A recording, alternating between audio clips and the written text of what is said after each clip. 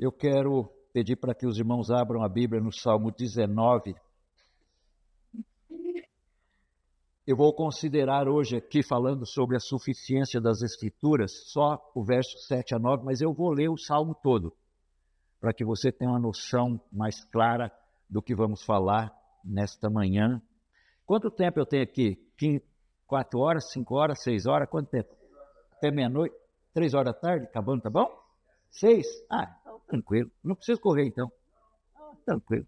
Então, gente, a hora que vocês cansarem, então, vocês ficam em pé, depois você senta de novo, entendeu? Vai revezando. Tá? E eu vou aguentando em pé aqui. Vamos ler a palavra de Deus, Salmo 19, irmãos.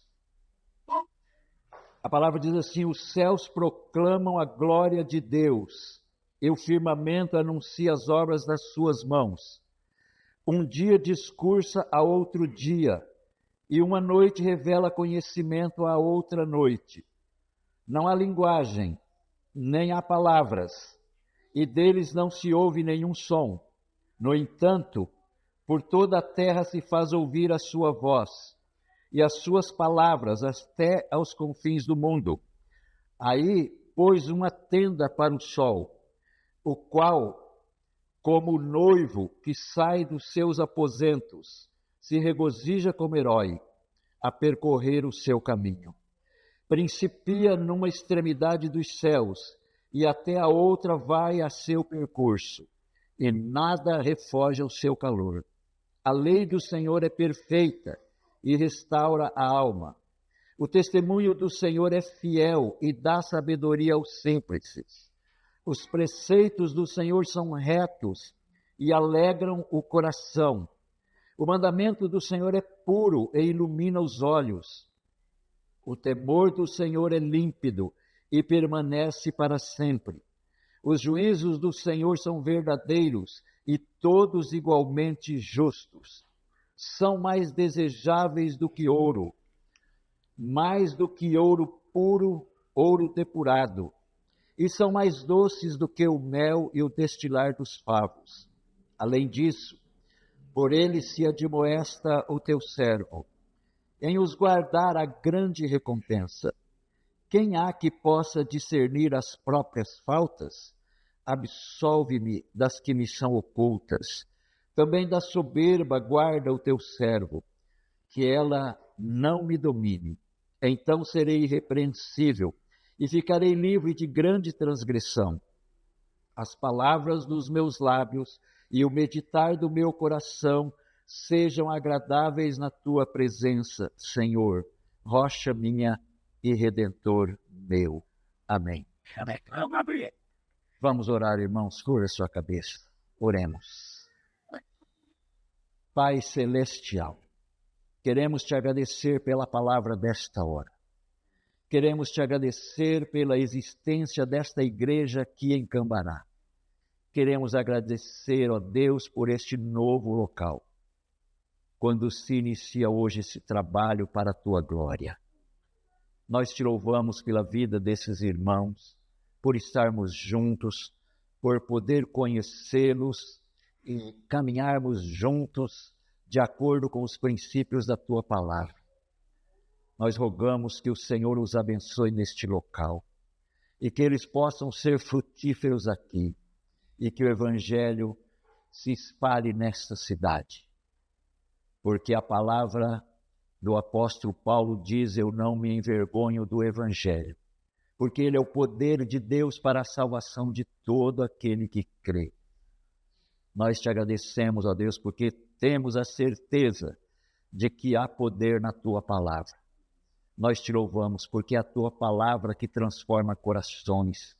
A tua palavra, Senhor, é o poder que tira o miserável do seu lugar de pior moradia e o traz para a tua luz. Porque o Senhor ressuscita os mortos. O Senhor tem o poder para fazer qualquer mudança. Porque nós confiamos na tua palavra, porque ela nos diz isso. Que em ti reside todo o poder. Nós te louvamos nesta manhã, em nome de Jesus Cristo. Amém. Amém. Amém. Aleluia. Glória a Deus. Meus queridos irmãos, eu quero, em primeiro lugar, mostrar aqui para vocês uma divisão simples do Salmo 19. Quando você olha para o Salmo 19, você pode perceber alguma coisa bem clara aqui, sem entrar nos detalhes. Mas você vê do Salmo 19, desde o verso 1 até o verso 7, aqui, verso 6 mais precisamente, você vê que há uma revelação geral de Deus. Deus se revelando através da natureza, através de toda a criação. E é interessante nós observarmos que, depois disso, nós vemos uma revelação especial. Você vê que depois do verso 7, a palavra muda o seu tom e começa a dizer: a lei do Senhor é perfeita. Os mandamentos do Senhor são retos e justos. E aí nós percebemos que esta é a palavra especial, quer dizer, a revelação geral, ela não tem o poder para mudar a vida de ninguém, mas a especial tem. Você vê que do verso 7 em diante, é uma revelação especial de Deus para o seu povo, para os eleitos, para aqueles que verdadeiramente creem em Jesus Cristo. A gente vê essa separação aqui. E quando ele olha, nós olhamos para a primeira parte, nós vemos o quê? Nós vemos que toda a criação aqui, o universo, é um testemunho claro que nós podemos perceber da revelação de Deus ao homem. Deus não se revela só através da Bíblia. Deus se revela na natureza. Quando você olha aí a criação, quando você olha as árvores aí na cidade, quando você vê toda essa natureza, você, de qualquer forma, você tem que admitir que não foi você que criou, que não foi você que fez, que tem alguém por trás disso, e alguém com esse poder de criar e de dar um testemunho da própria existência de Deus.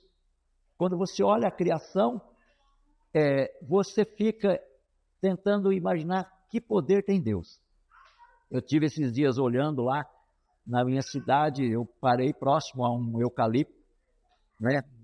Aquele gigante, 15, 20 metros, não sei, de altura, e eu fiquei olhando para o chão, e eu estava vendo aquela pequena semente, e eu fiquei imaginando, como Deus faz isso?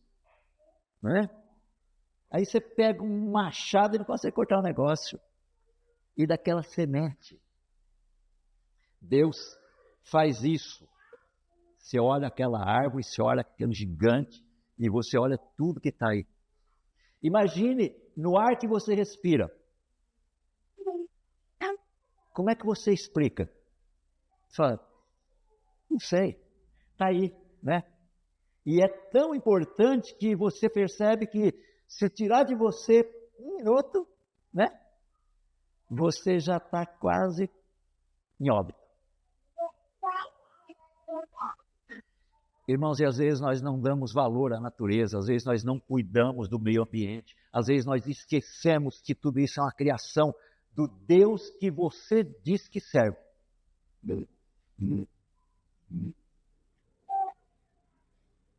Nós servimos ao Criador e aí nós muitas vezes esquecemos de cuidar da criação. Assim, como assim você faz isso? Quantas vezes nós falhamos? Quantas vezes nós erramos para cuidar daquilo que Deus criou e colocou aí para nós? Imagina se Ele tira tudo isso. Imagina se Ele tirar o ar. Pronto, nós vamos morrer tudo aqui, sem sair da cadeira. Imagina se Ele tira a sombra, que quantas vezes você a busca. Gente, são tantas coisas, eu poderia ficar aqui a manhã inteira, né, enumerando a natureza, toda a criação, o que Deus fez. E é isso que revela Deus para nós. É isso que mostra para nós que existe Deus. Só que essa criação não muda a tua vida, no sentido de salvação. Porque apesar de Deus revelar através do universo tudo que nós estamos falando, mas nós como seres humanos, mesmo criados à imagem de Deus, Nós somos falhos, somos pecadores. E o que acontece geralmente é que o pecador, ele geralmente, ele resiste a isso, a essa revelação de Deus através da natureza. Tanto é que você pode ver que nós olhamos para a Amazônia, por exemplo, nós vemos o quê? A grande dificuldade que o governo brasileiro tem de proteger a Amazônia, né? Que os caras vão lá para destruir tudo, porque não tem consciência de Deus. E parece que destruir parece que é um prazer, né? Mas essa revelação de Deus, irmãos, que o Salmo está dizendo aqui nos primeiros versos, através da natureza, é uma revelação que faz com que não tenha poder de salvar, não tenha poder para converter o pecador. Mas o interessante é nós pensarmos que a natureza que está aí, a criação de Deus, ela nos torna responsáveis diante de Deus. Não é simplesmente, está aí, eu vou usar. Não, você se torna responsável diante de Deus para cuidar da natureza. E além disso, você também se torna indesculpável por saber que está aí e existe Deus, e foi Deus que criou, e é Deus que mantém tudo isso. O ser humano, ele não tem nenhuma desculpa para alegar que ele não sabe de Deus, que ele não conhece Deus, que Deus é aquele ser que nós não vemos, e a gente não sabe onde está, né? Mas não há desculpa, porque a natureza que está aí, ela está revelando para nós que existe Deus.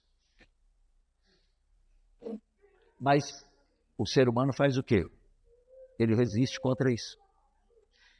E essa revelação traz essa característica da nossa responsabilidade, da nossa situação de ficar indesculpável diante de Deus. Agora, quando você olha para essa revelação especial que nós estamos tratando aqui, quando ela fala do verso 7 ao verso 9, que é o nosso foco aqui, você vê que a salvação da nossa alma, o perdão do nosso pecado, ele só pode vir através da revelação especial. Não vem através da revelação geral. Aí, nós acabamos de falar. Porque esta palavra, irmãos, é a palavra de Deus. É a revelação de Deus para nós. E é esta palavra que o Espírito de Deus aplica no teu coração. Esta é a revelação especial, quando a palavra é pregada e quando o Espírito de Deus trabalha para aplicar esta palavra no coração do ser humano. E é isso que traz perdão. É isso que traz salvação. E uma das coisas que nós estamos vendo hoje aqui, hoje que eu falo os nossos dias, né? Na igreja brasileira, de um modo geral, com exceções, é claro, as pessoas pensam que a Bíblia não é suficiente. Aí o camarada começa a inventar. Inventa uma coisa, inventa outra, coloca isso no culto, coloca aquilo. Outra hora o cara fala que Deus está revelando. Gente, esta é a revelação de Deus. Quando este livro é fechado, acabou. Não tem revelação. Porque toda revelação que Deus pode dar, ela tem que passar pelo crivo das Escrituras. Se não tiver aqui, você vai perder seu tempo comigo. É a Bíblia. Aqui é a revelação de Deus para nós. A revelação especial. Você pode ver que quando nós olhamos aqui para o texto que nós estamos considerando do Salmo 19, você vê como ele coloca assim, a lei do Senhor é perfeita e restaura a alma. O testemunho do Senhor é fiel e dá sabedoria.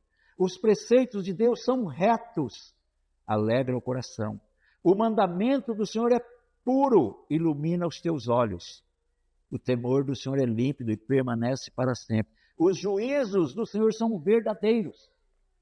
Veja como a Bíblia coloca as coisas de uma forma tão clara que não tem como nós fugirmos disso. Alguém já disse assim: você quer que Deus te revele alguma coisa? Então abra a Bíblia e leia. Você quer que Deus te revele de forma audível, igual eu estou fazendo aqui? Então abra a Bíblia e leia em voz alta. É simples. É a Bíblia, meus irmãos. A Bíblia é a revelação de Deus. Não precisamos de mais nada. Você vê aqui no o verso 7, a lei do Senhor é perfeita e restaura a alma. Aqui, quando ele fala da lei, não quer dizer os 10 mandamentos, simplesmente que você vê lá em Êxodo 20. Quando ele fala da lei do Senhor, ele está exemplificando as escrituras, de um modo geral, tanto a lei dos 10 mandamentos de Êxodo, como os demais mandamentos em toda a Bíblia. É isso que ele está dizendo aqui. Toda a revelação de Deus que está aqui na palavra é o que ele está dizendo aqui. A lei do Senhor é perfeita. E a palavra que ele revela aqui como perfeita é no sentido de que ela cobre toda a extensão de qualquer questão. A perfeição não está fechada em um local, mas ele quer dizer que essa perfeição ela pode cobrir qualquer extensão, qualquer questão, qualquer coisa que aconteça na nossa vida. A pessoa deve ser sempre instruída pela lei de Deus. E quando nós somos instruídos pela lei de Deus, meus irmãos, nós podemos confiar nesta palavra, porque ela é suficiente. Por isso que ele diz que ela é perfeita. Aí quando você compara isso, você compara com o quê? Compara com a lei dos homens. Alguém aqui trabalha, eu ia falar que trabalha para o governo, mas falar que alguém trabalha para o governo aqui é suspeito. Mas vamos simplificar, né? Alguém aqui é policial? Trabalha com lei? Hã? Tem um? Aonde tem? Tem um policial aí? Cadê o policial? Ah, quando eu falei ele fugiu, né? Gente, eu estou falando porque eu fui investigador de polícia há 32 anos. Eu não sei quanto conhecimento de lei vocês têm, mas é horrível. É horrível. Eu fui para a polícia, tinha 18 anos. Me aposentei cedo. Mas eu me confrontei com lei, eu tive problema com autoridades, eu tive problema com juízes, eu tive problema com prefeitos, eu tive problema com deputados, eu tive problemas... É difícil lidar. Por quê? Porque a lei é imperfeita. Qual é a lei que é perfeita? Esta lei. A lei de Deus. Não há nenhuma outra lei que seja perfeita que pode cobrir qualquer coisa, qualquer setor, qualquer situação na qual nós possamos nos achar envolvidos. Não tem, irmãos. Se você pegar o Código Penal brasileiro, se você pegar o Código de Processo Penal brasileiro, se você pegar o Código Tributário, se você quiser pegar o Código Comercial, qualquer código, é uma falácia. É uma falácia. Eu via um juiz na minha frente condenando um homem por um crime baseado num determinado artigo da lei. E aí eu via um outro juiz soltando aquele condenado baseado no mesmo artigo da lei. Aí você dizia, ué, mas se o artigo condena, como é que ele absolve?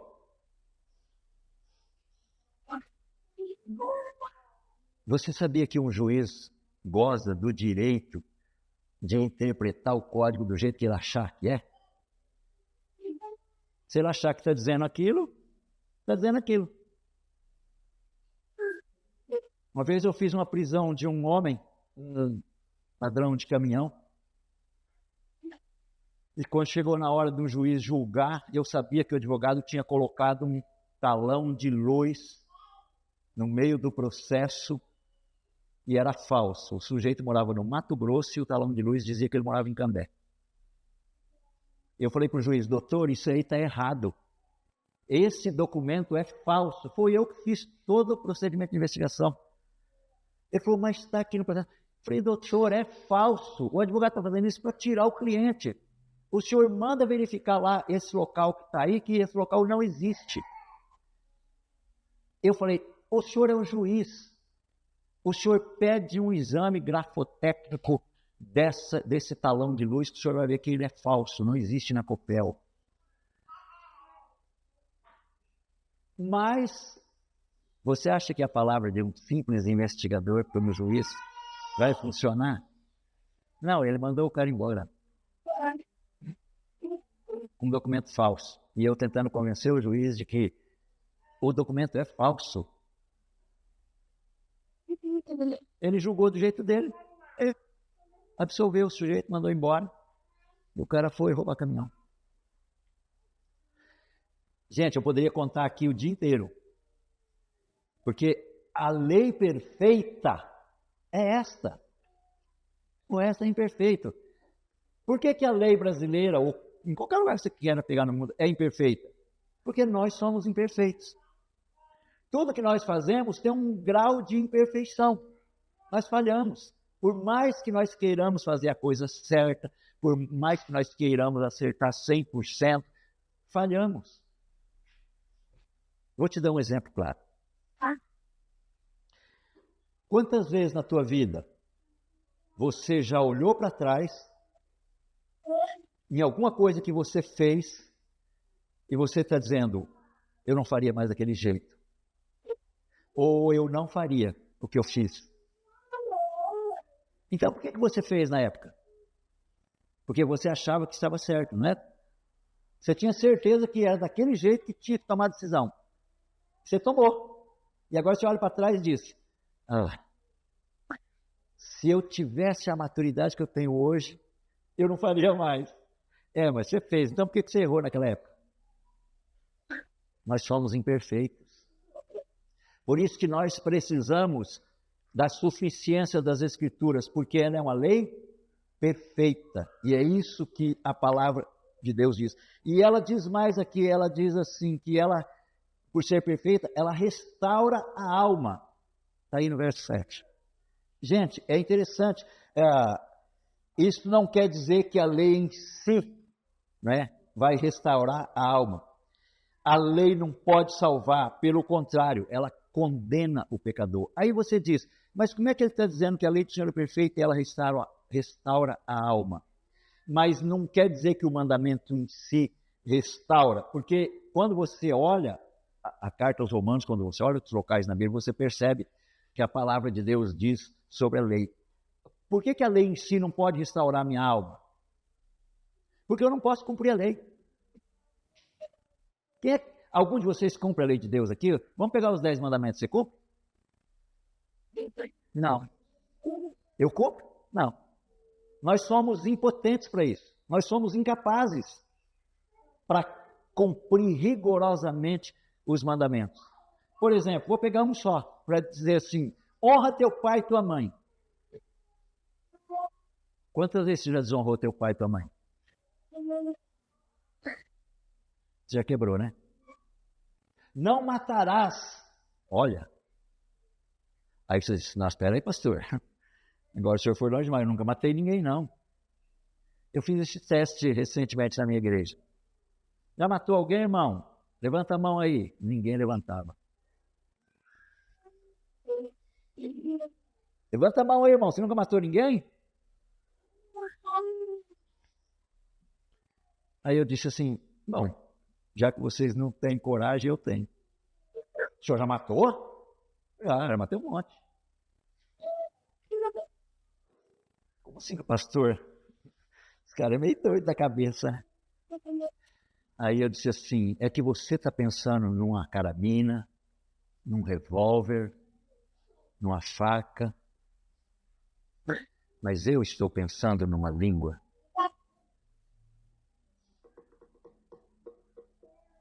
Quantos já matamos com a língua? Quantas pessoas estão aí no chamado Cambará, que estão vivos fisicamente, estão vivos biologicamente, mas estão mortos porque você matou. Quantas vezes nós destruímos a vida das pessoas com o que nós falamos para elas? E às vezes você não sabe que ela está do teu lado. Às vezes é a tua esposa, teu marido, seu irmão. E você matando com a língua. Cumprimos a lei? É preciso entender quando ele diz que ela é perfeita e restaura, mas se ela condena, porque ela só me condena, porque ela manda eu fazer, eu não consigo, então eu estou condenado por ela. Ele diz, mas ela restaura a alma. Mas é o sentido da palavra de Deus, que Deus emprega a sua palavra para tirar o pecador daquele estado de morte e trazê-lo para a vida. É nesse sentido que a lei diz que ela restaura a alma, quando o Espírito de Deus aplica a palavra no teu coração e faz com que você saia das trevas e venha para a luz, para que você perceba que é um poder da palavra de Deus, por isso que ela é suficiente. Ela tem esse poder de mudar a tua mente, de mudar teu coração e de fazer você sair daquele local que você está, porque Paulo escreve isso aos Efésios e ele diz que Deus ilumina a nossa mente. E quando Deus ilumina, você vê que você é um pecador e aí você não quer mais calar. E é nesse sentido que a lei é aplicada para restaurar a tua alma. Porque o Espírito faz isso e ele aplica essa verdade na tua consciência e você não consegue mais ficar lá. Você sai para vir para Cristo. Porque ele tira você do reino das trevas e a Bíblia diz, e coloca no reino do Filho do seu amor. Quer dizer, é nesse sentido que ele diz, ela restaura a alma, porque o Espírito aplica essa verdade. E é por isso, irmãos, que nós precisamos crer como as Escrituras são suficientes para nós, que nós devemos ler e meditar nela dia e noite, quando nós percebemos que nós somos tirados de lá. É nesse sentido que ele está dizendo, essa é a lei que restaura a nossa alma. Olha para você, meu irmão, minha irmã, onde você estava antes de se converter. E pensa mais assim, você queria ser crente? Você queria, João? Olha a sua cara, você nunca quis, nem eu. Gente, eu falava assim, ó, eu não vou ser crente. Eu não gosto de crente. Crente é pegajoso, rapaz. Esse povo depois fica em cima da gente, ele não desgruda, parece um carrapato. Fica lá todo dia martelando na cabeça da gente, querendo que a gente seja crente. Eu não vou ser crente. E aí você olha para mim aqui. Fazer o quê, né? Ó, tá vendo o sentido da palavra que restaura a alma? Deus atrai você. Deus escolhe, Deus chama você. Você não resiste. Você vem mesmo. Eu me lembro de uma irmã que eu comecei a trabalhar ensinando o evangelho para ela, e uma das coisas que ela só sabia dizer, olha, eu quero aprender a Bíblia, mas eu não quero ser crente. E eu falava para ela, tá bom, Bernadette, mas vamos continuar estudando, mas eu quero deixar bem claro para o senhor, eu não quero ser crente. Tá bom, vamos continuar estudando a Bíblia. Com 6 meses ela estava batizada. E eu chegava perto dela e dizia assim, irmã, deixa eu te falar um negócio, olha, eu não quero ser crente. Ah, o senhor para com isso. Não, eu só estou lembrando que você falava só. A gente não quer, velho. Nós ficamos confortáveis nos nossos pecados. A gente gosta deles. Mas quando a palavra de Deus restaura você, aí, velho, aí não tem saída. Aí você pode perder o pai, a mãe. Eu fui evangelizar uma senhora e naquela época eu não tinha noção de nada, eu era um crente recente, e eu fui falar com ela na casa dela e falei para ela assim, Dona Neuza, a senhora precisa aceitar Jesus. Ela virou para mim e falou assim, eu aceito. E eu falei assim, tipo, o que eu faço com essa mulher agora? Eu não sei. Aí eu falei para ela assim, olha, então é o seguinte, domingo tem culto, a senhora vai no culto. Quarta-feira tem culto, a senhora vai no culto. Fui embora desse jeito, gente. E o irmão que estava comigo olhou para mim assim, tipo, você é louco, né? Na quarta-feira, a dona Neuza estava no culto. Domingo no culto. E em breve estava sendo batizada. Eu, uau. Aí o marido, 2 filhos pequenos, ele disse assim, olha, você vai escolher. Eu sou o teu marido. Você vai escolher entre eu e esse Deus aí dos crentes. Ela falou, pois é. Eu escolhi o Deus dos crentes. Ele falou, então eu vou embora. Passe bem. Ela continuou, está até hoje na cidade de Maringá. Os filhos já estão adultos, ela mora com a filha. O marido nunca mais quis saber. Infelizmente o lar rachou. Mas ela continua firme servindo a Deus. Porque quando Deus fisga, às vezes pode acontecer um fato como esse, né? Separar, marido não quis, é resistente até hoje, mas ela continua servindo a Deus, sua filha, seu filho, neto, já, mas está lá. Mas o que eu quero dizer é que a palavra de Deus tem esse poder, tá vendo? De fazer essa atração. E o texto continua dizendo, no verso ainda 7, o testemunho do Senhor é fiel e dá sabedoria aos simples. Você vê que o testemunho de Deus, quando Deus está testemunhando, quer dizer, no sentido de que, como se fosse um depoimento divino, né? O testemunho de Deus, ele falou assim, ele é fiel e é ele que dá sabedoria. Irmãos, é a pior besteira nossa, nós pensarmos que nós somos sábios por nós mesmos. Não se estribe no teu próprio conhecimento, não se iluda. Você não é sábio coisa nenhuma por você mesmo. Você pode ser sábio pela graça de Deus, dentro da palavra de Deus.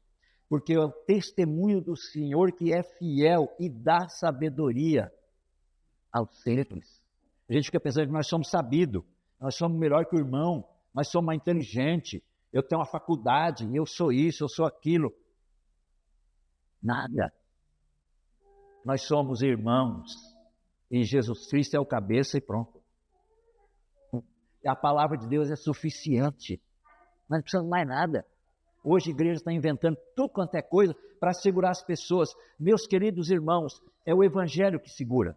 É o evangelho que tem esse poder. E se o evangelho não fizer isso, nada mais faz. Nós podemos inventar o culto que quiser. Nós podemos pôr o que quiser na igreja. Hoje é essa mania, né? Vamos pintar a parede de preto. Vou falar nisso, por que você pintou de preto aqui, João? Agora que eu vi que é, né? Eu vou trazer um pintor aí para mudar essa história.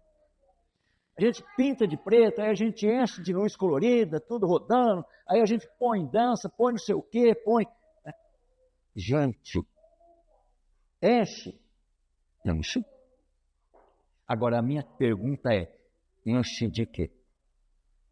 Responde para você. Enche de quê? Nós precisamos ser atraídos pelo Evangelho, porque é a Escritura, a palavra de Deus que é suficiente, ninguém mais e nada mais. É o Evangelho que sustenta, é o Evangelho que a igreja precisa, é o Evangelho que todos nós precisamos ouvir, meus irmãos, seja o pastor, seja o membro, seja quem for. É o Evangelho que essa cidade precisa ouvir. Não precisam de mais nada, porque mais nada vai mudar a vida deles, como mais nada mudou a tua vida. Só o Evangelho. É o Evangelho que restaura você, é o Evangelho que restaura teu casamento, é o Evangelho que restaura a tua vida.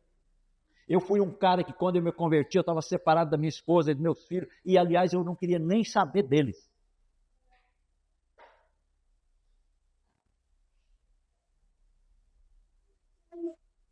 Mas foi este Evangelho que restaurou minha vida.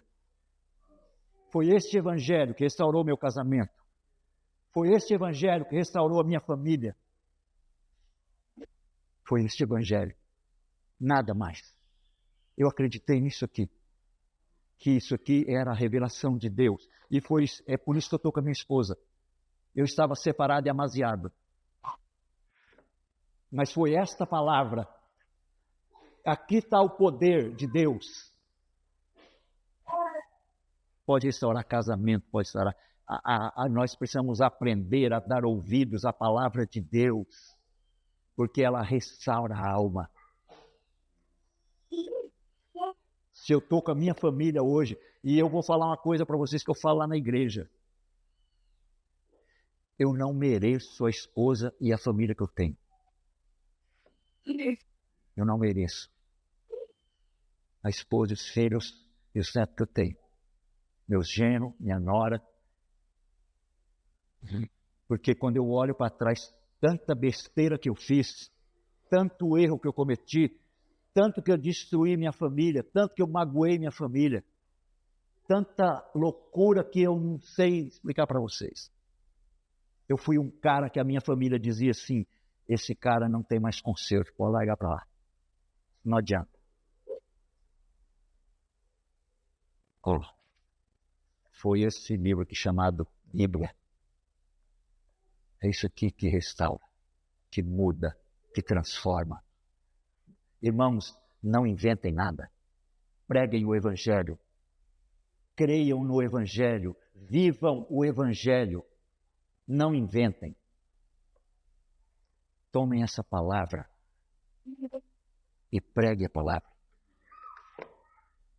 Isso é igreja. Não é tudo sem invenção, não está por aí não. Por isso que o testemunho do Senhor aqui que ele está falando é um testemunho fiel de Deus ainda no verso 7, quer dizer, é uma verdade atestada pelo próprio Deus. Você pode ver que a Bíblia, você pode pegar a Bíblia e você pode escolher aí o homem mais sábio desse mundo que tiver por aí, ele não consegue provar qualquer erro na Bíblia. Ele não consegue provar qualquer contradição. Um dia um escrivão de polícia perguntou para mim, mas como é que eu vou ter certeza se a Bíblia está falando verdade para mim? Ele falou, eu não vejo Deus. Não sei onde ele está. Ele falou, como é que o senhor, que é pastor, eu já era pastor, ele falou, fala aí para mim, como é que eu vou acreditar na Bíblia que ela é a verdade? Falei, é simples. Eu falei, você saia por aí e procure um homem neste mundo, em qualquer lugar, que escreva tudo que está aqui e que se cumpra rigorosamente tudo que está aqui. E que ele escreva por si só, sem a ajuda de Deus. E então eu irei jogar a Bíblia fora. Se ele não fizer, ela é a verdade de Deus. Ele baixou a cabeça e saiu. Não tinha palavra para responder. Acha esse homem. Ah, pastor, mas a Bíblia foi escrita por homens. Eu também sei. A Bíblia foi escrita num período de 1500 anos. A Bíblia foi escrita por uma média de 40 homens. Não é? A Bíblia teve essa média de 40 escritores. Mas o detalhe é que ela só tem um autor, que é Deus. Aleluia. Essa é a verdade.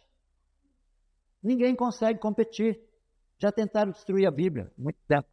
E agora os caras estão falando aí que a Bíblia está precisando ser reformulada. É porque está meio ultrapassada. É ridículo, né? A gente tem que ir, né? Mas, meus irmãos, é o testemunho de Deus. Quando nós damos ouvido à palavra de Deus, nós crescemos em sabedoria, porque o texto está dizendo que o testemunho é fiel e ele dá sabedoria.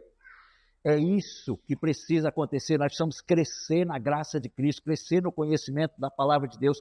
Quando isso acontece, quando nós somos guiados pelo Espírito de Deus, quando nós somos governados pelos ensinos das Escrituras, quando nós reconhecemos a nossa fragilidade, a nossa ignorância, e nós buscamos aplicar estes princípios à nossa vida. Por que muitas vezes nossa vida, às vezes mesmo como crente, tem tropeço toda hora? Porque nós precisamos nos voltar para a palavra de Deus e acreditar no poder que ela tem e acreditar na verdade que ela é. Ela é a verdade de Deus. E nós precisamos aplicar isso aqui na nossa vida. E é assim que a vida funciona. É assim que você se torna um crente verdadeiro, saudável. As pessoas pensam que igreja saudável é a igreja que está cheia, né? Os caras estão vazando pelo vitrô. Aí o cara fala, aquele pastor tem um ministério, rapaz, você viu lá, está lotado, mas é uma bênção. Não, meu irmão. Eu não estou dizendo que uma igreja com 1000 membros, por exemplo, não seja saudável. Mas não se mede a saúde de uma igreja pelo número de membros que ela tem. Eu pastorei uma igreja de 40 membros. Não tem nem 40 ainda. Bem pequena. Mas vai lá para você ver. Eu tenho a honra de ser o pastor daquela igreja. E ela não é saudável porque eu sou o pastor dela. Ela é saudável porque nós pregamos a Escritura. Isso. E ponto final. Você vai lá, o que nós fazemos no culto? Manda aquele cara parar lá. Vou mandar a lei para você, tá? Que a 100 metros de uma igreja, tanto para lá como para cá, tem que desligar o microfone, sabia? É lei. Aí. É lei. 100 metros para lá e 100 metros para cá. De igreja e de hospital. Está no código. É preciso desligar o microfone. Pergunta para ele se ele sabe.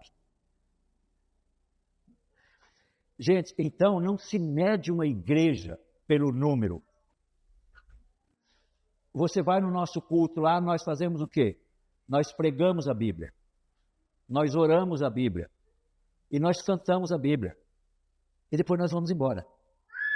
Fazemos isso. Não tem mais nada. Isso é invenção. Nós acreditamos no poder que essa palavra tem de transformar a gente. E de restaurar a alma, e de curar, e de perdoar, e de dar salvação. Simplesmente nós cantamos a Bíblia, nós oramos a Bíblia, e nós pregamos a Bíblia. Nós lemos a Bíblia. Nós fazemos lá. E aí alguém já disse assim que, do jeito que eu estava fazendo na igreja, a igreja ia acabar fechando a porta. Vai lá para você ver. Quando eu cheguei lá no templo onde construímos, era mato e cupim. Está lá o templo. E a igreja está crescendo. Porque é a palavra de Deus. E aqui no verso 8, meus irmãos, ele diz: os preceitos do Senhor são retos e alegra o coração. Vê como ele está dizendo. Os preceitos do Senhor são orientações, são instruções para nós, os preceitos. A maioria das pessoas procura orientações aonde? No mundo. Às vezes até crente. Está enroscado numa situação, vai procurar. Não, meu irmão, volte-se para a Bíblia. A Bíblia tem instrução para tudo. Volte-se para a palavra de Deus. Vai botar o teu joelho no chão. Vai buscar de Deus orientação para o teu problema. É isso que nós temos que fazer. Não precisa mais nada, não. Essa ideia, né, de achar que a gente pode aqui, é claro que você vai falar assim, mas às vezes uma autoridade, uma pessoa instruída, pode me dar um bom conselho. Pode. Mas o que eu estou dizendo é que nós, na maioria das vezes, nós vamos buscar esses homens. E esquecemos de Deus, esquecemos de orar, esquecemos de buscar nas Escrituras o que nós devemos fazer. A Bíblia tem seus preceitos. E a Bíblia está dizendo aqui, e eles são retos. E é eles que alegram o coração. Nós, somente as Escrituras, irmãos, têm as orientações corretas para tudo na nossa vida, para aquilo que nós precisamos. É uma formação de caráter. A Bíblia tem essa instrução. Não é simplesmente para dizer para você, vai para cá ou vai para lá. Mas a Bíblia tem esse poder de formar você um homem de caráter, uma mulher de caráter, um marido de caráter, uma esposa de caráter, um homem responsável, um homem que serve a Deus. É nesse sentido que a Bíblia diz que os preceitos são retos, porque ele é assim como ele endireita você, ele bota você no prumo. Esse é o preceito de Deus, é formar. A nossa vida não pode ser bem conduzida a menos que ela seja modelada pelos preceitos de Deus. Fora disso, nós vamos perder nosso tempo. Não precisa nem ser igreja. Mas é os preceitos de Deus que faz uma igreja, que modela, que forma o caráter, que forma homens realmente comprometidos com as coisas de Deus, com as coisas sérias. Quando nós obedecemos, irmãos, os preceitos do Senhor, a própria palavra está dizendo, ela traz alegria ao coração, alegra o coração. O homem de Deus, a mulher de Deus, é um povo feliz. Isso não quer dizer que você não vai passar por dificuldade, por problema, né? O crente também tem problema, o crente também adoece, o crente também morre, né? E às vezes morre com câncer, morre de um acidente, morre às vezes em situações das mais dramáticas. Mas a Bíblia está dizendo que, apesar de tudo isso, os preceitos de Deus, quando são obedecidos por nós, eles trazem alegria ao nosso coração, mesmo diante das dificuldades. Por quê? Porque nós sabemos, irmãos, que esses preceitos, mesmo que eles não nos dê aqui, às vezes, uma vida saudável. Por exemplo, tem cristão que às vezes está doente, fica doente, morre doente, né? E você fala, mas qual foi a alegria dessa vida aí que o texto está dizendo? Mas tem uma alegria que está lá no final, que é a recompensa, que é a graça de Deus. Por isso que Jesus falou, quem vem a mim, de maneira nenhuma, ninguém arranca da minha mão, e eu te dou vida eterna. Você não pode, talvez não experimentar a verdadeira alegria aqui, mas você experimenta lá. Porque as pessoas pensam que a hora que morre acaba tudo, né? Não, quem diz que a hora que morre acaba tudo? Não acaba não. Porque só morre a carne. O espírito não morre. Já viu algum espírito morto? Quem aí já foi no velório de um espírito? Levanta a mão aí. Não for, não? Não tem velório de espírito, né? Só da carne, né? Porque só morre a carne. Mas você lembra quando Deus formou o homem? O que ele fez? Ele pegou o barro, formou um homem e pôs o sujeito lá, né? E por ser homem, eu imagino assim, ele devia ser feio pra caramba. Ele colocou o cara lá, mas o cara era uma estátua, rapaz. Não funcionava, não tinha vida, não é isso? Não tinha nada. Está lá aquela estátua ali, eu imagino Deus olhando e pensando, o que eu fiz nessa estátua aí? O que Deus fez daí?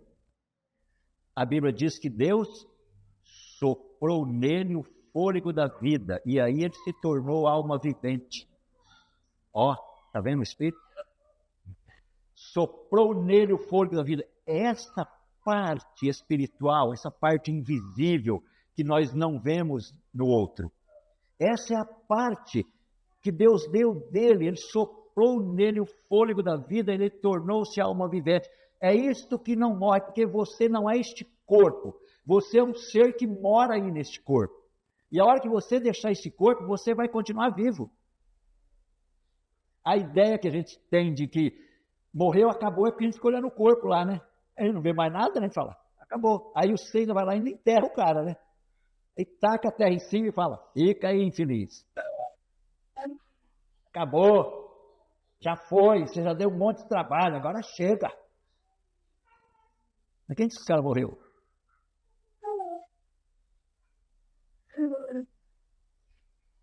Como disse Lutero, né? Lutero falou, eu pensei que no batismo eu tinha matado o velho homem, mas eu percebi que um desgraçado sabe nadar.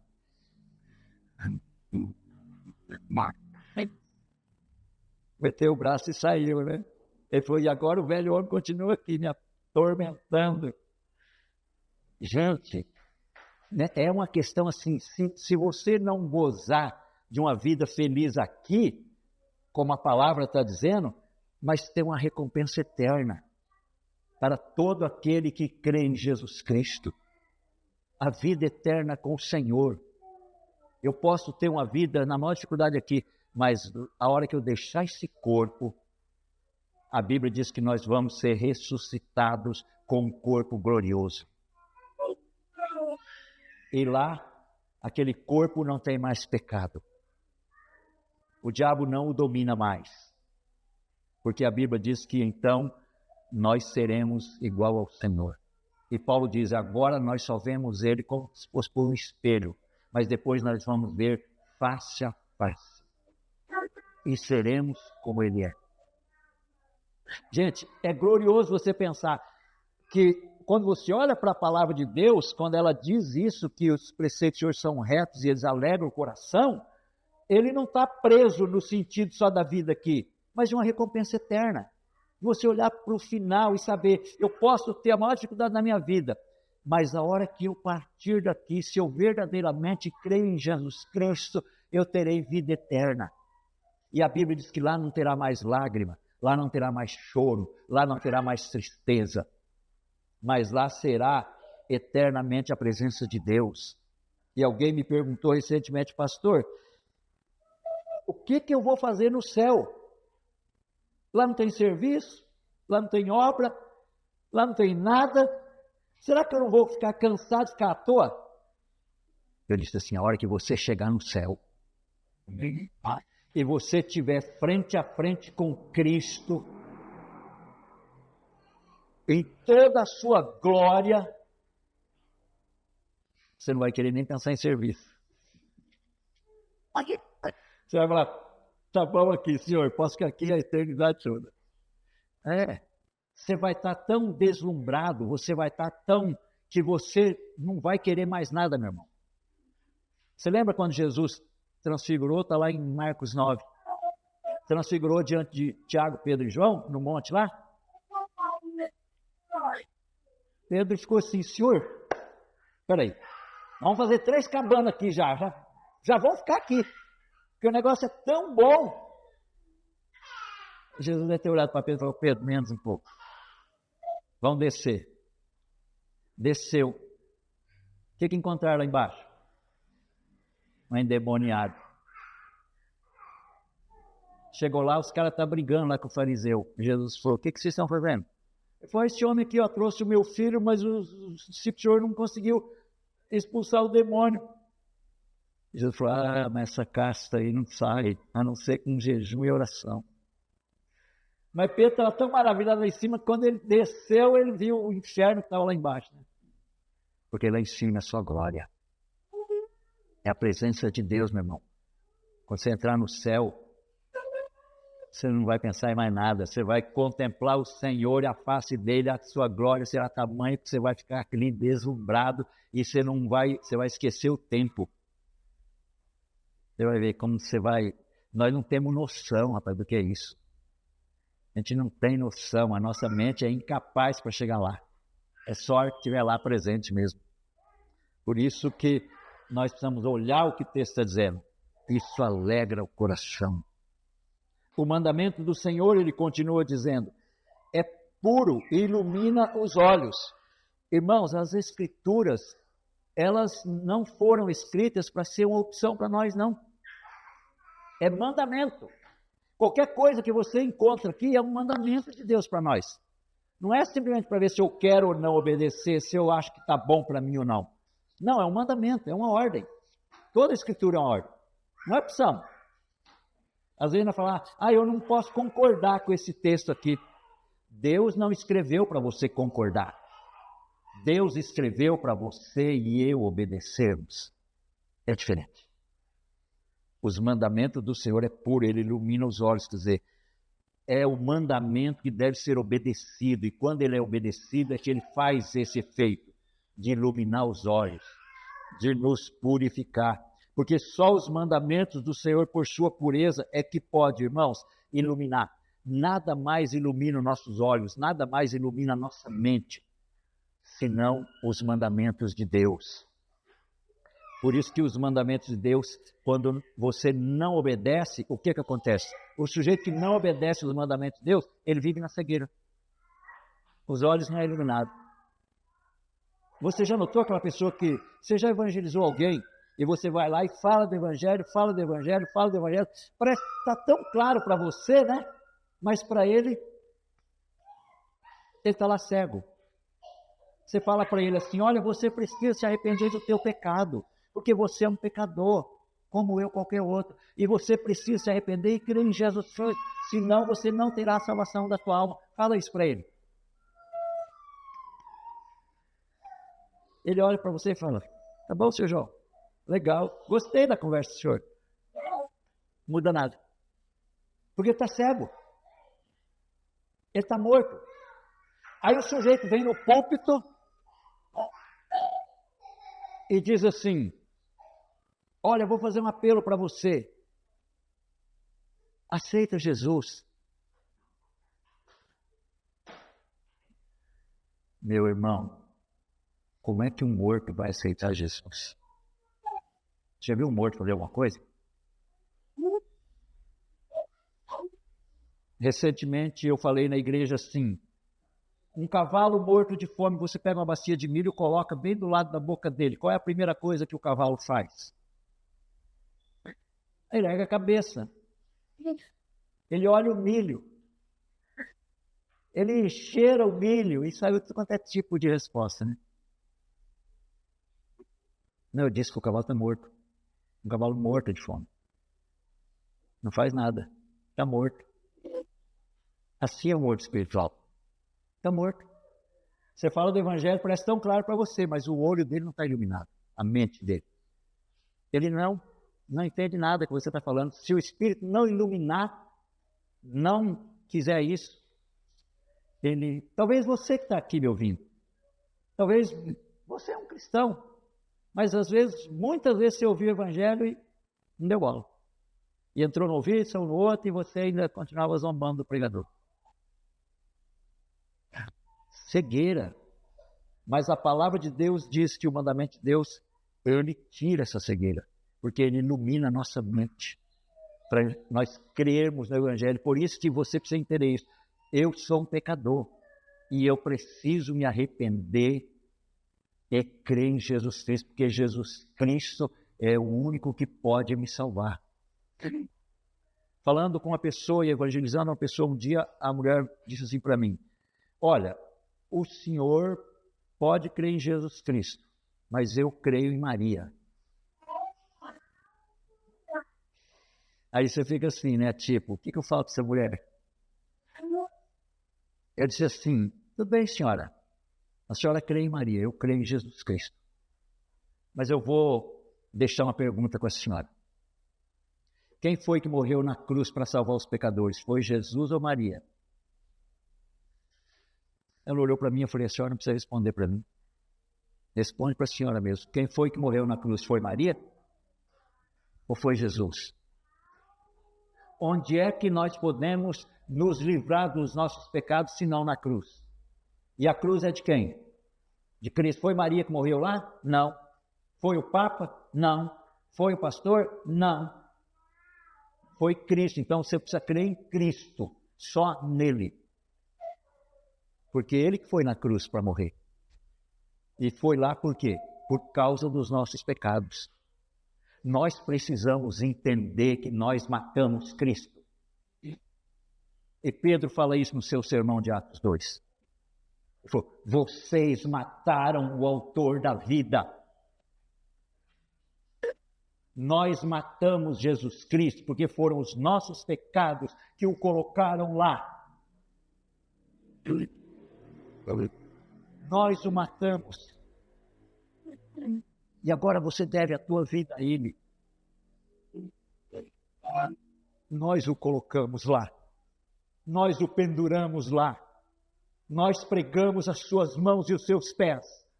Nós fizemos isso. E muitas vezes nós não queremos ser devedores. Queremos acreditar em homens e em revelação de homens. Quando Jesus deu a vida por nós. Não foi homem nenhum. Não foi a congregação cristã, não foi a igreja batista, não foi a presbiteriana, não foi ninguém. Foi Jesus Cristo. Por isso só Ele tem o poder de salvar. E ninguém mais. Ou você crê em Jesus Cristo, ou você vai para o inferno.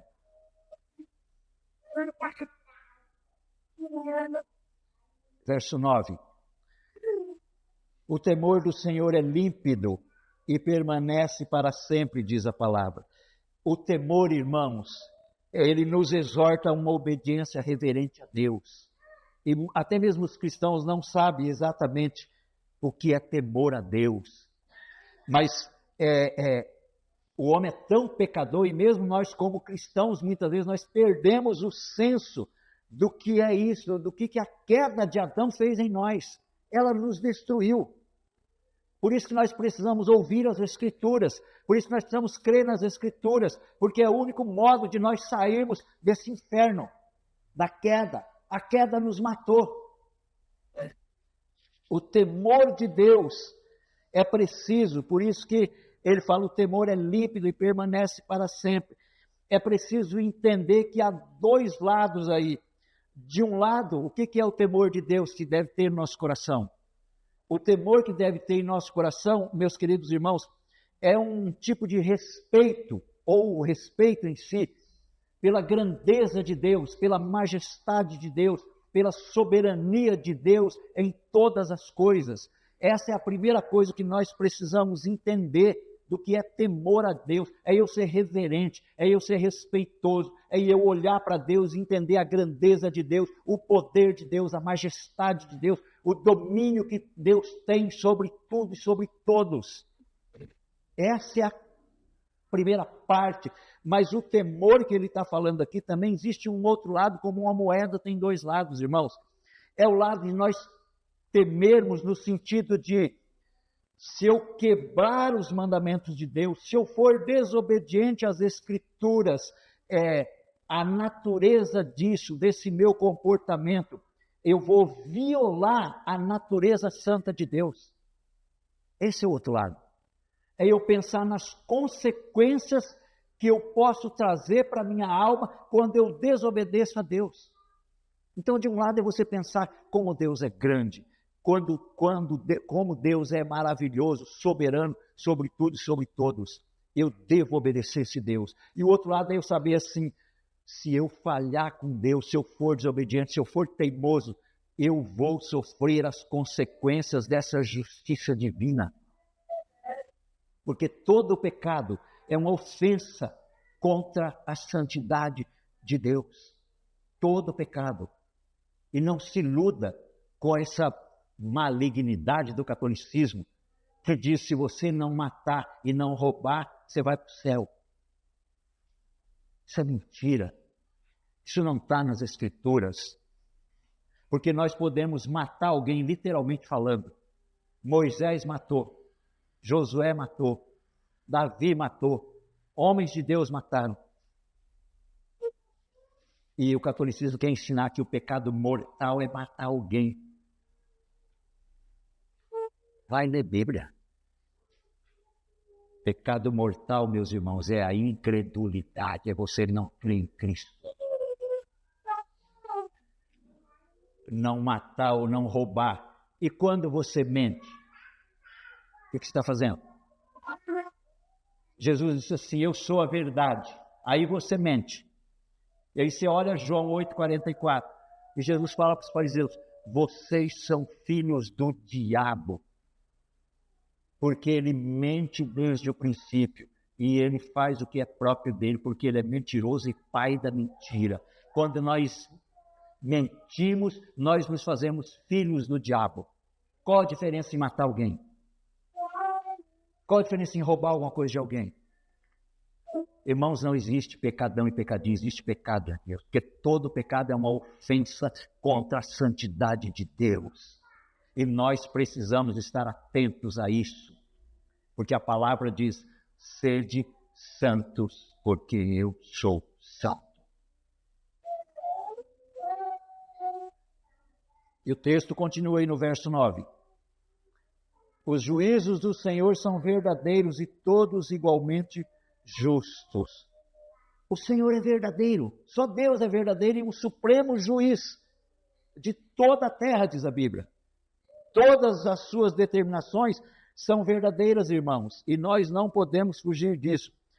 Toda vez que nossas decisões são baseadas no nosso próprio entendimento, o erro está diante de nós.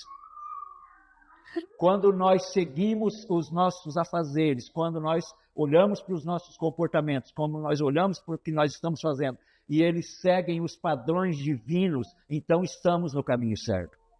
Quando nós fazemos por nós mesmos, porque nós gostamos disso, porque nós fazemos aquilo, isso é chamar o erro para você, chamar a falsidade. Porque a palavra de Deus diz, os juízos do Senhor são verdadeiros, igualmente justos. E eu só vou fazer justiça, serei verdadeiro quando eu sigo os preceitos da Bíblia. Quando eu fujo disso, eu estou falhando. Por isso nós precisamos aprender a consultar Deus. Toda vez que nós seguimos sem a devida obediência aos mandamentos de Deus, meus irmãos, nós estamos enganando a nós mesmos e caminhando fora do caminho da justiça. É muito sério isso. A vida de um cristão é séria. O cristianismo, meus queridos irmãos, ele não tem coluna do meio. Não tem meio termo. Ou você é, ou você não é. Os juízos do Senhor são justos, igualmente justos, ele diz. Ou seja, quando ele coloca aqui que os juízos são igualmente, ele está exatamente apontando para que a lei não está presa, como eu falei no começo, lá nos 10 mandamentos. Mas os juízos igualmente, ou seja, toda a Escritura, os 10 mandamentos, englobando toda a Bíblia, a palavra de Deus, ele diz, todos igualmente são retos e justos. Não há contradição na Bíblia. Uma coisa que eu acho interessante é você pegar Lucas. Você pega Lucas. Lucas foi um médico. Está aqui na nossa era, no começo da igreja primitiva aí, do primeiro século, nos dias de Jesus Cristo. E você pega Amós. Amós está há mais de 700 anos antes de Jesus vir ao mundo. Amós era um boiadeiro, um homem letrado, um homem sem cultura, um homem que viveu mais de quase 3 mil anos, longe de Lucas. Leia Amós e leia Lucas. Vê se você acha uma contradição. Aí você fala, um cara é um médico. Então, e o outro é um boiadeiro do sítio, rapaz, que não sabia nada. Então, e olha a distância que eles estão. Acha um contradizendo o outro. Sabe por que você não acha?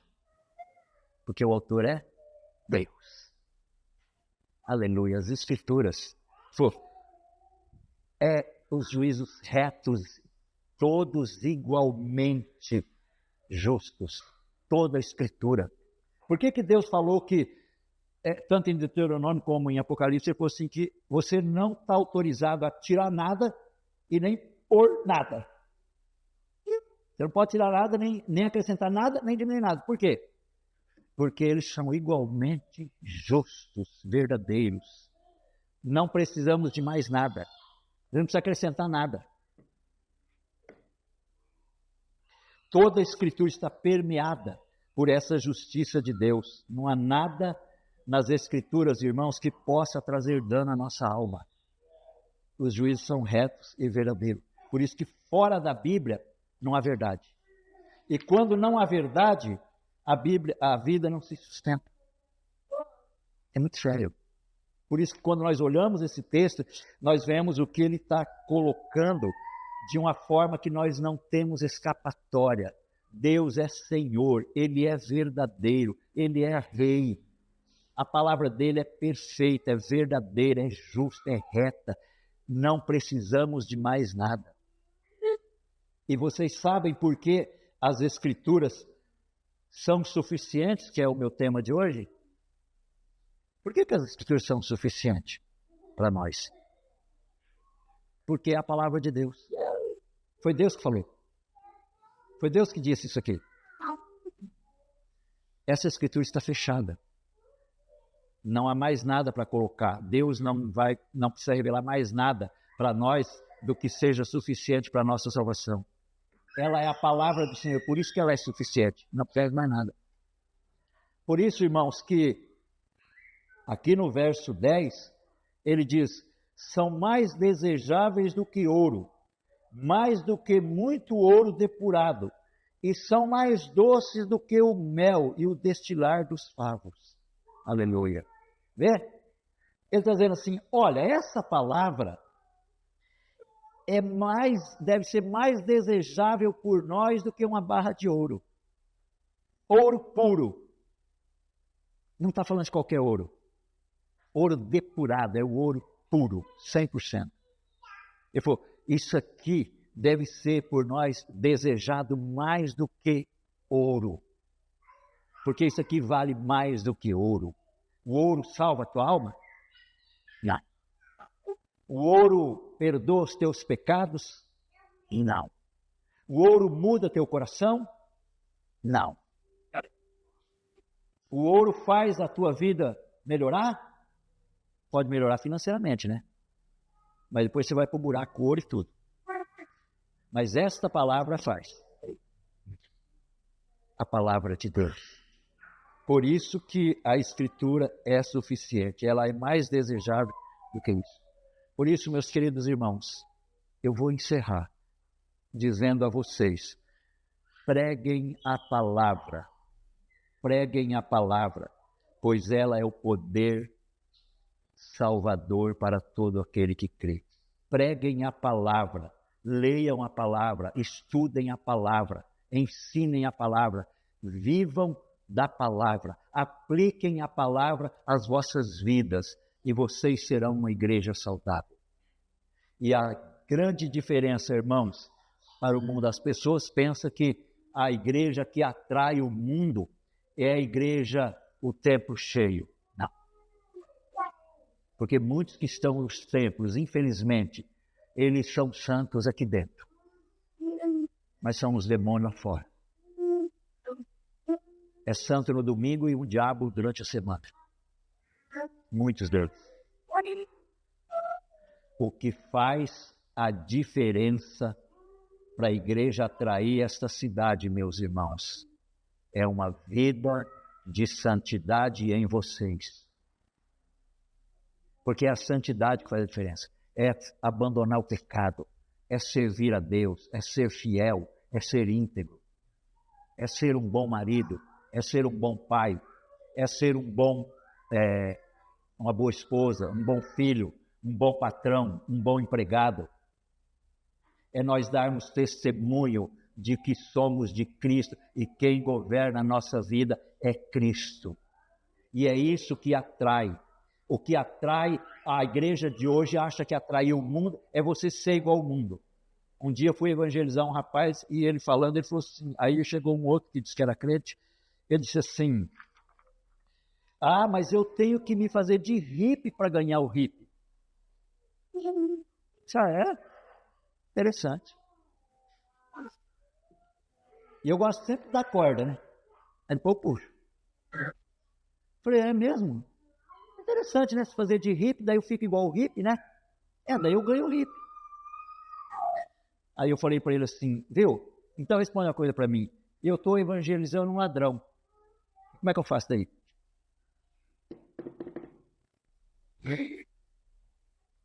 Vou roubar, né? Para poder ganhar o ladrão? Não, meu irmão. Você quer ganhar alguém? Seja diferente. Porque é a diferença que atrai. Pega 2 fios negativos. Quem é que entende eletricidade aí? Atrai? Só você pegar e fizer assim, larga lá, né? Agora põe um positivo e um negativo, né? É a diferença que atrai. Nós precisamos aprender isso, que é a hora que eu sou diferente. Quando Deus converteu o meu coração, a minha família dizia que era mentira, que era um caso perdido, que aquilo era uma história que eu ia enganar minha esposa novamente. Mas depois eles começaram a ver diferente, porque eu vivia no boteco, a minha esposa tinha que me buscar lá. E eles ficaram esperando que no outro dia eu fosse aonde? No boteco. Mas aonde eu fui? Na igreja. Aí eles começaram a olhar e falaram, mas esse cara tá ficando diferente, né? É no trabalho, na igreja, em casa, com essa Bíblia aí, agora fica com essa rapadura embaixo do braço. O negócio é meio doido. Aí não demorou muito tempo para alguém dizer, ele é diferente. E aí o que aconteceu? Começou a converter a família. Louvado seja Deus. É a diferença, irmãos. Não é você ser igual aos outros, não. Seja diferente. mostra que Cristo é diferente na sua vida. E é isso que vai atrair o outro. A diferença que vocês fazem nesta cidade. Porque se você colocar as coisas juntas, iguais, nós não levamos muito a sério. Coloca uma diferente para você ver. Por exemplo, eu vou fazer um exemplo para vocês. Eu mando vocês vestirem todos de verde. E sentem aqui. Manda entrar alguém. A única coisa que ele pode dizer é: ué, por que todo mundo está de verde? Nada mais. Agora, se eu colocar vocês todos de verde e dizer assim para o João, você vai lá e se veste de vermelho e senta aqui no meio. O que você acha que vai acontecer aqui um entrar na porta? Ele vai olhar para quem? Para o de vermelho. Porque é o que vai chamar a atenção dele. Ele vai falar: ué, todo mundo verde, mas por que o João está de vermelho? É para ele que eles vão olhar. Porque ele está diferente. O Evangelho faz essa diferença. É isso que o mundo tem que ver, a cidade tem que ver. A diferença na vida, no comportamento, nas ações, na conversa. A hora que eles veem essa diferença, é isso que atrai. Não é seco. Portanto, irmãos, sejam diferentes.